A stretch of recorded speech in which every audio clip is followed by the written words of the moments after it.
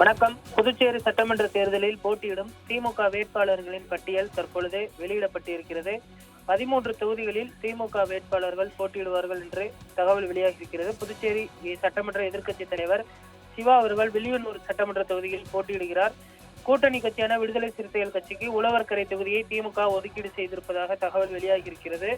மொத்தம் பார்த்தீங்கன்னா 12 தொகுதிகளில் திமுக நேரடியாக போட்டியிடுகிறது. கூட்டணி கட்சியான விடுதலை சிறுத்தைகள் கட்சிக்கு உழவர்கரை தொகுதியானது தற்பொழுது ஒதுக்கப்பட்டிருக்கிறது.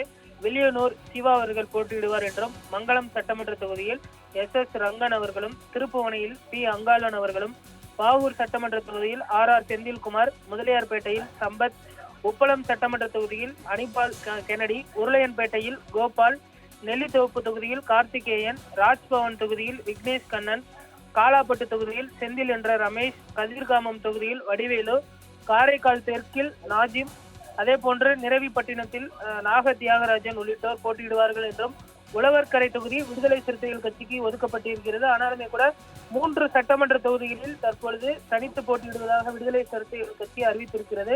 ஒரு தொகுதி மட்டும் ஒதுக்கப்பட்டது விடுதலை சிறுத்தைகள் கட்சிக்கு மிகுந்த பார்த்தீங்கன்னால் ஒரு கவலையை உண்டாக்கி இருப்பதாக சொல்லப்படுகிறது. 14 தொகுதிகளில் 13 தொகுதிகளில் திமுக போட்டியிடுகிறது. 16 தொகுதி காங்கிரஸ் கட்சிக்கு ஒதுக்கப்பட்டிருப்பது குறிப்பிடத்தக்கது.